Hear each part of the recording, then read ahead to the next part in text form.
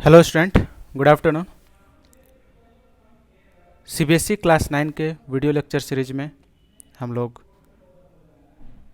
Physical feature of India पढ़ रहे हैं, जो कि ज्योग्राफी का चैप्टर 2 है।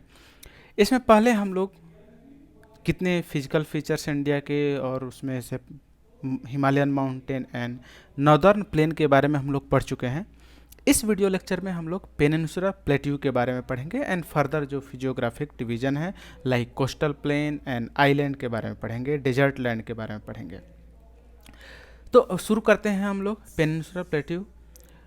पेनिनसुला प्लेट्यू एक crystalline, igneous and metamorphic rock से बना हुआ है। Crystalline, igneous and metamorphic rocks क्या होते हैं, ये हम लोग ऑलरेडी जो है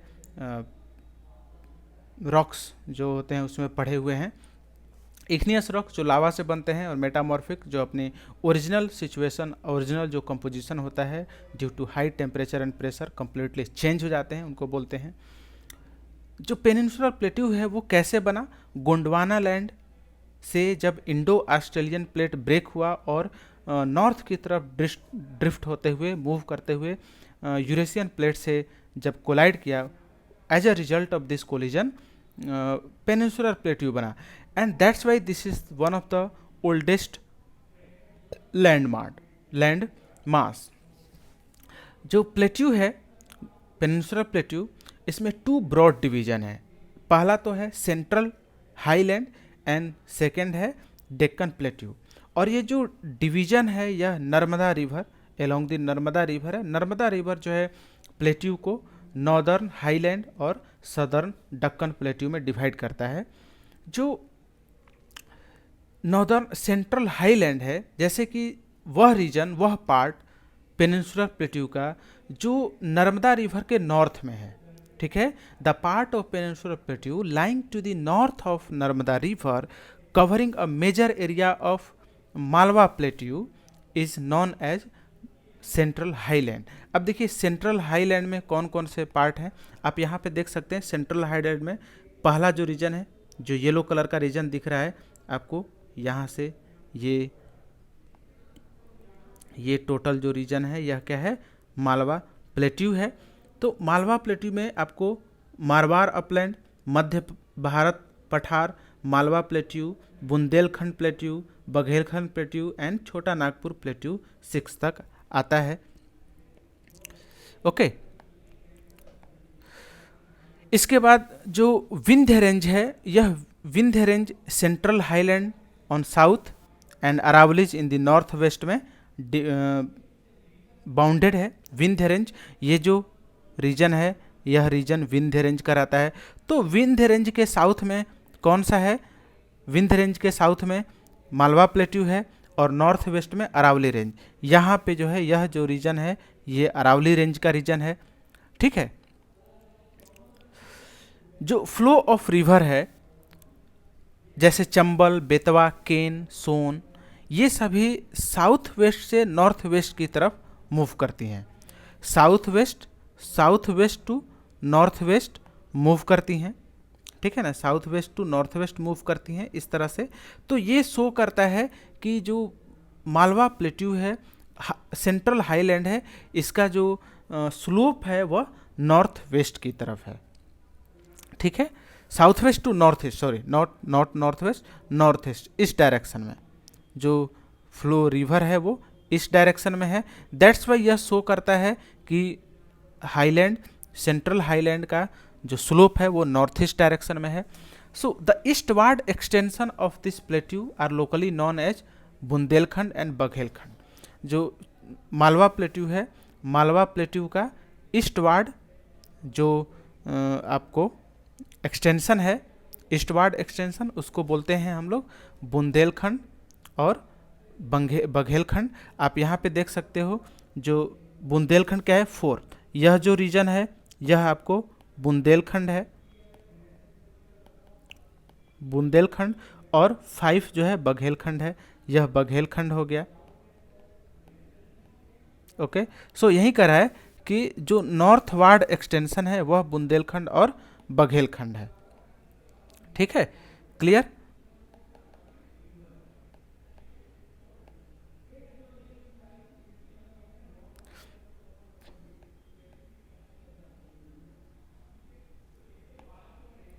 ओके, आगे बढ़ते हैं हम लोग। जो छोटा नागपुर प्लेट्यू है, छोटा नागपुर प्लेट्यू 6, यह जो है यह पार्ट छोटा नागपुर प्लेट्यू का है।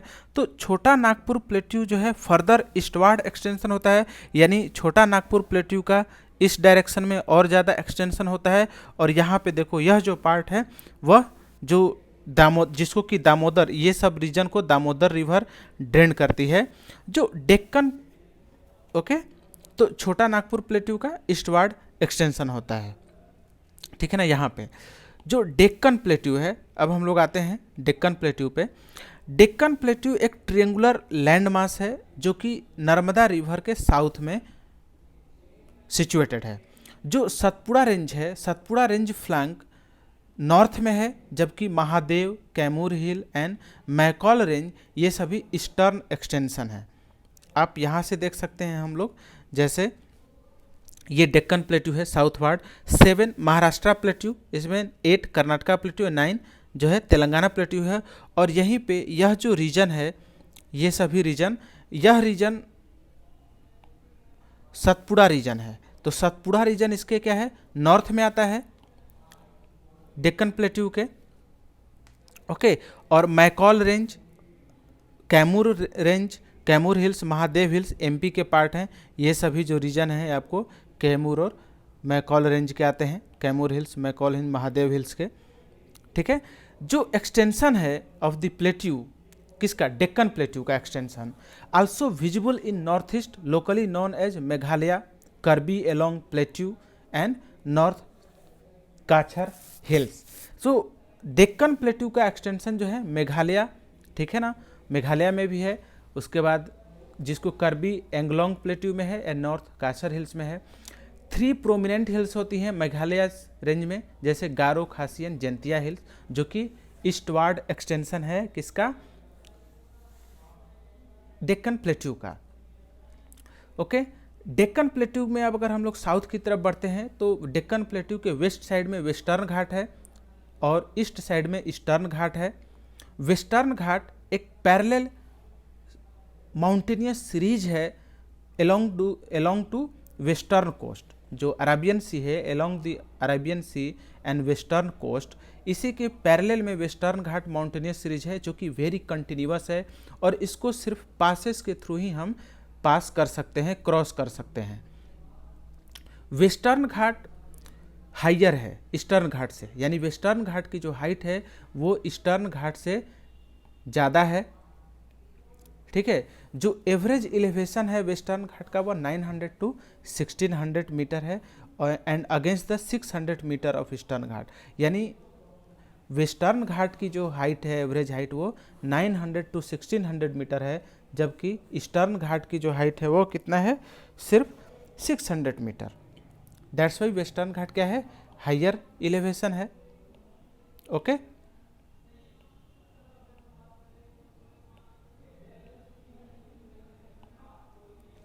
ईस्टर्न घाट महानदी वैली से लेकर के नीलगिरीज इन साउथ में फैला हुआ है।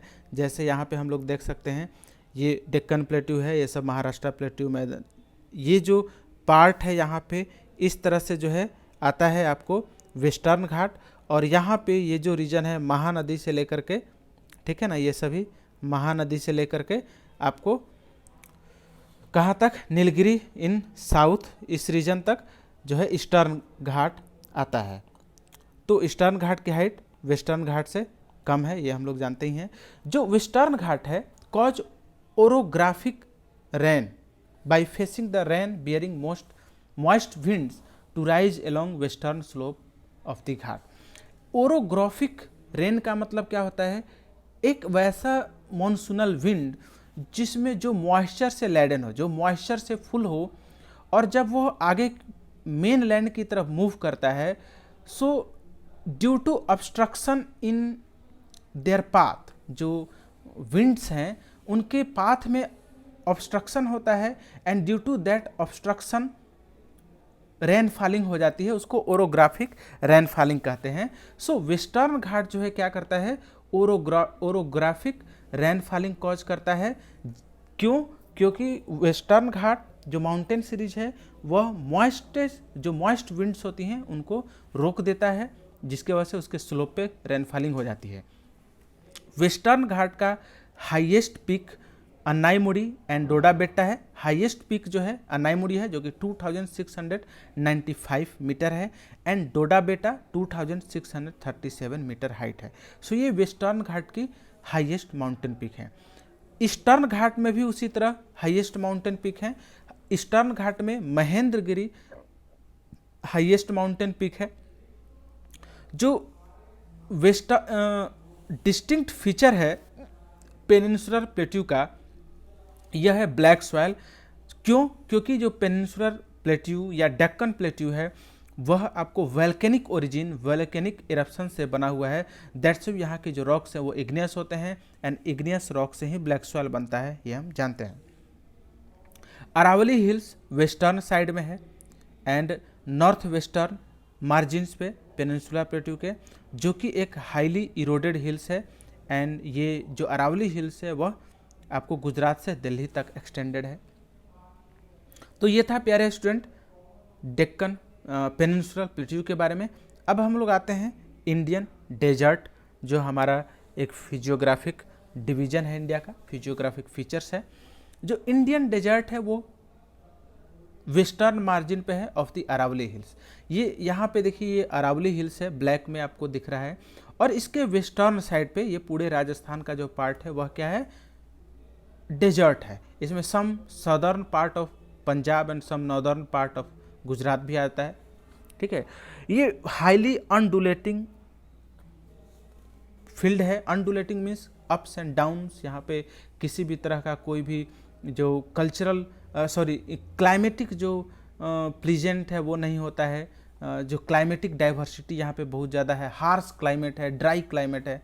ठीक है, तो सैंडी प्लेन से कवर्ड है and with sand dunes. Sand dunes क्या होते हैं? सैंड आप डेजर्ट लैंड में देखोगे, यहाँ पे फिगर है आप देख सकते हो। इसमें क्या होता है, crescent side half moon size के एंड हाफ मून या हाफ मून और various other types of structure बने होते हैं सैंड के, उनको सैंड ड्यून्स कहा जाता है।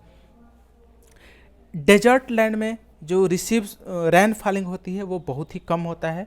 So Indian desert less than 150 millimetre per annum annual rain falling जो है रिसीव करता है, यानी कि जो कि बहुत ही कम है। सो दैट्स वाई यहाँ का जो क्लाइमेट है अरीड है, ड्राई क्लाइमेट है, और यहाँ पे जो वेजिटेशन है बहुत ही लो वेजिटेशन पाए जाते हैं।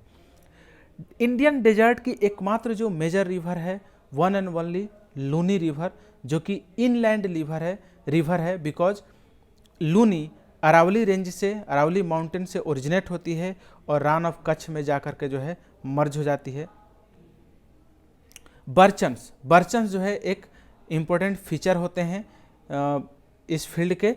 बर्चन्स जो है क्या होते हैं, क्रिसेंट शेप्ड ड्यून होते हैं। आपको यहाँ पे फिगर में दिख रहा है, ये आपको crescent shaped half moon side का जो है ये आपको क्या है, बर्चन्स कहलाता है। ठीक है, बट लॉन्गिट्यूडिनल जो ड्यून्स होते हैं लाइक इस तरह से लॉन्ग ऐसे आपको डेजर्ट लैंड में ऐसे लेंथ में मिलेंगे। ठीक है ना, लेंथ में जो ड्यून्स मिलेंगे ये इंडिया पाकिस्तान बॉर्डर पे जो है ज़्यादा मिलते हैं। ठीक है, अलोंग दी इंडो पाक बॉर्डर ज़्यादा हमें देखने को मिलता है। इसके बाद आता है कोस्टल प्लेन, इंडिया का फिजिकल फीचर। कोस्टल प्लेन, जैसा कि हम लोग जानते हैं हमें इंडिया के कोस्टल लेंथ के बारे में पढ़ना है, और हम जानते हैं कि फर्स्ट चैप्टर में हमने देखा कि इंडिया का जो कोस्टल लेंथ है वो बहुत ही ज़्यादा है, 7516 किलोमीटर कोस्टल लेंथ है। तो ऑफकोर्स कोस्टल प्लेन भी है, कोस्टल प्लेन का एक्सटेंशन भी बहुत बड़ा है। Peninsular plateau flanked by stretch of narrow coastal strip जो running along the Arabian Sea on west and Bay of Bengal on east, यानी जो कोस्टल प्लेन है अरेबियन सी के अलोंग वेस्ट साइड में वेस्टर्न कोस्टल प्लेन है, और बे of Bengal के along eastern side में जो है ईस्टर्न कोस्टल प्लेन है। तो ये ईस्टर्न कोस्टल प्लेन है और ये वेस्टर्न कोस्टल प्लेन है। ओके, आपको यहाँ पे दिया हुआ है यह येलो कलर और ब्राउन कलर का। जो वेस्टर्न कोस्ट है वो अराबियन सी और वेस्टर्न घाट के बीच सैंडविच्ड है, यानी कि दोनों के बीच में आता है। जस्ट सपोज करो ये जो रीजन आपको दिख रहा है, तो यहाँ पे यह जो भी पार्ट है ये जो है आपको रीजन क्या है, वेस्टर्न घाट है, ठीक है।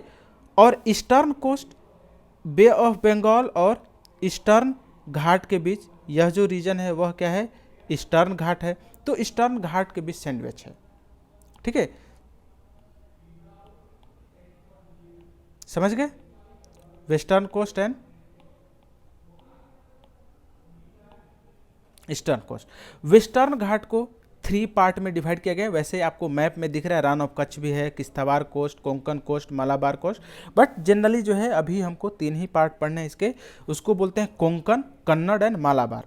जो कोंकण कोस्ट है वह मुंबई से गोवा तक का जो भी कोस्ट है, प्लेन है, उसको कोंकण कोस्ट कहा जाता है। गोवा से लेकर के कर्नाटका तक कन्नड़ कोस्ट कहा जाता है, और केरला में जो कोस्ट आता है वह है मालाबार कोस्ट। सिमिलरली जो ईस्टर्न कोस्ट है वो ईस्टर्न घाट और बे ऑफ बंगाल के बीच, ईस्टर्न कोस्ट को भी उसी तरह 2 पार्ट में डिवाइड किया गया है। यहाँ पे आप उत्कल कोस्ट, आंध्रा कोस्ट और कोरोमंडल कोस्ट दिख रहे हो, लेकिन उत्कल और आंध्रा कोस्ट दोनों को मिल करके नॉर्थ सिरकर कोस्ट कहा जाता है, यानी कि this is the north Circar coast, ठीक है। एंड जो तमिलनाडु कोस्ट है उसको कोरोमंडल कोस्ट हम लोग कहते हैं।